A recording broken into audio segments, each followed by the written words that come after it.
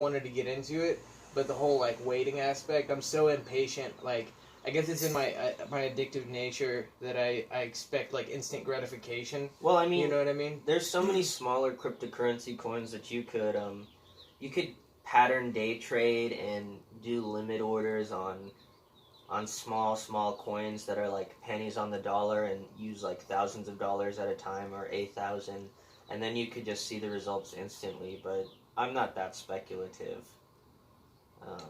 Yeah, it seems like it take a lot of like paying attention to it and following the patterns of it, and that's I'm not that attentive, man. Like as much as I'd like to say that I'm a very like a attentive person, I'm not very. Like I try to, well, not recently, but I was trying to practice like Buddhism type stuff. Just being in the moment and like being really attentive to the things you're doing. But like, I'm just such a fucking space case. I can't even bring myself to meditate every day.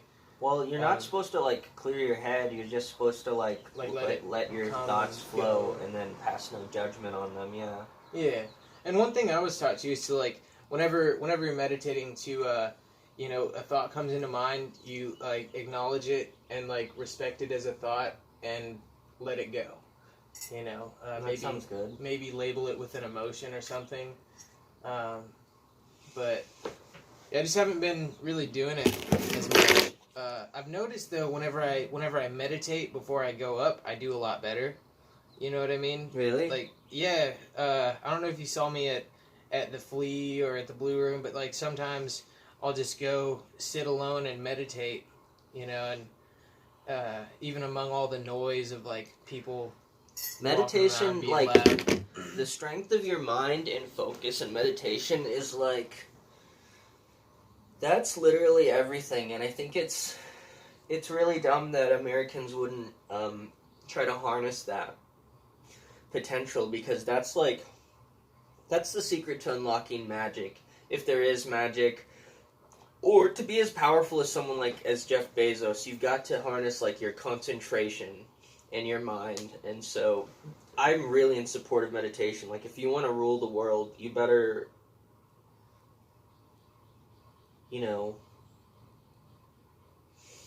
Be able to like unlock your mind to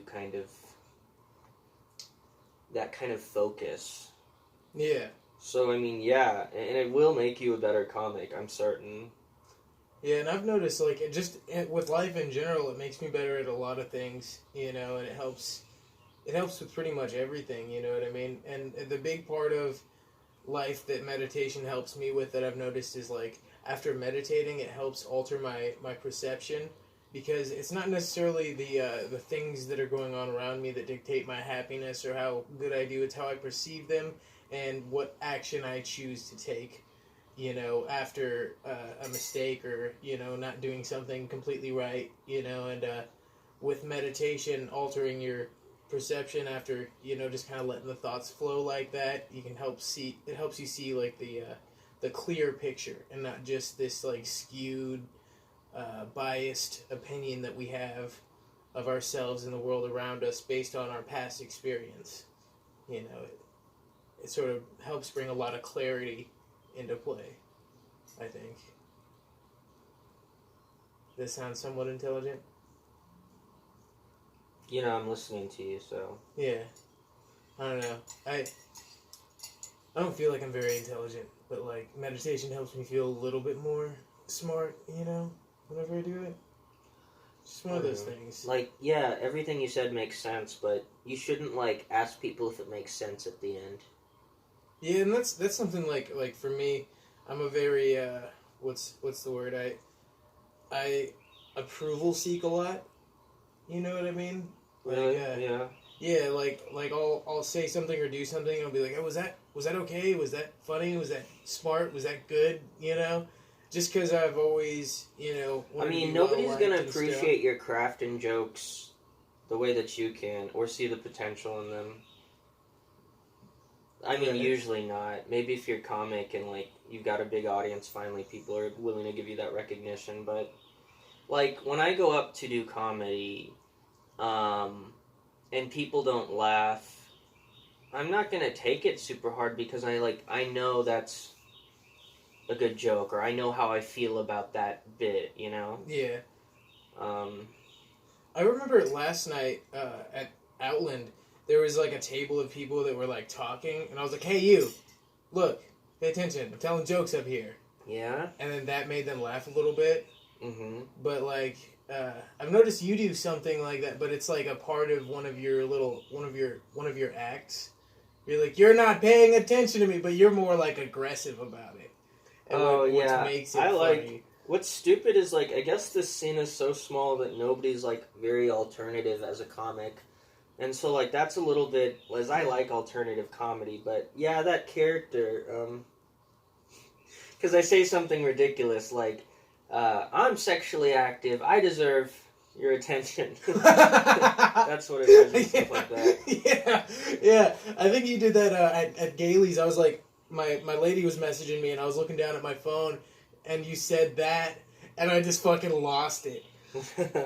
Well, you know, and like the thing about Gailey's is like, I'm the person who first like use this space, like that extension cord goes all the way to them, so like I walk up right into the business, like into people's business, Yeah. and I'm just saying jokes right to their face, and the way they're gonna receive jokes is like different because you're actually like right by them. You're not just something they have to look at in the distance, you know. But like you should play with everything, especially like you have. So you right now you go up there and you have a performance and you think that's my comedy, but I think it's really good and neat. Like it's something the more mature as a comic you do, that you kind of play with the audience, or you just try this or you try that, even if it's just kind of like shooting the shit. And see, that's where I'm just now getting into like the crowd work.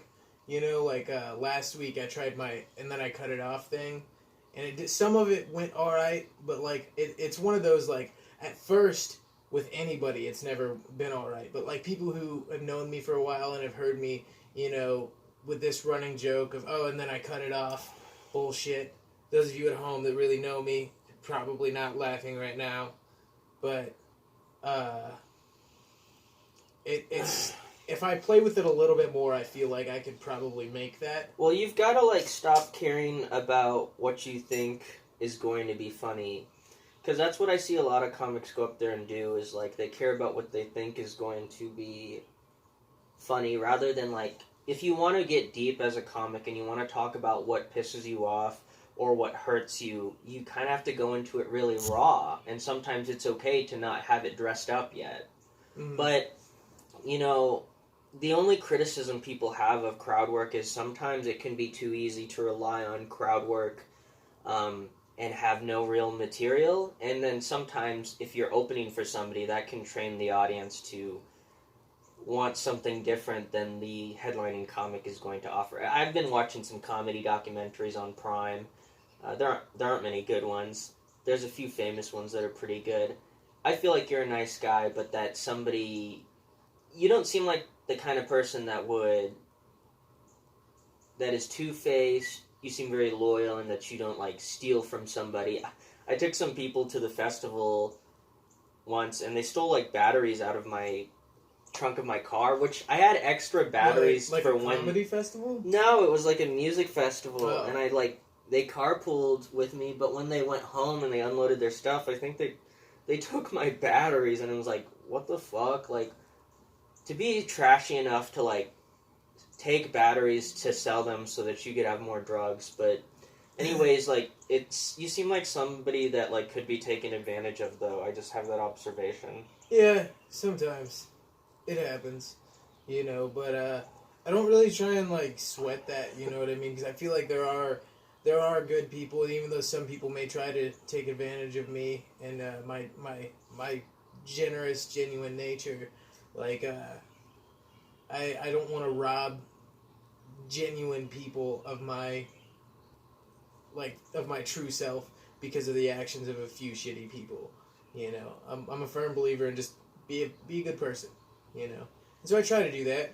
I haven't always been the greatest person, though. You know, like back whenever I was doing all sorts of drugs and things, I definitely did a lot of bad shit. Oh yeah, It's no, I mean, led me to be this sort of person nowadays, you know.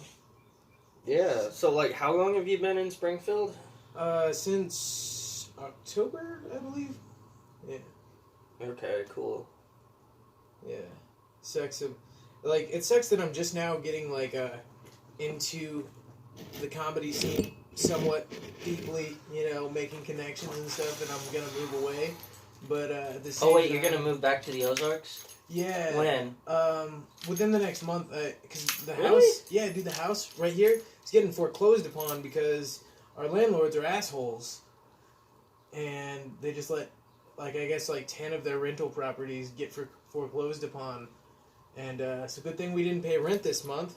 That's good. Yeah, you should also. I don't know. I would adverse possess, which is just where you keep staying here.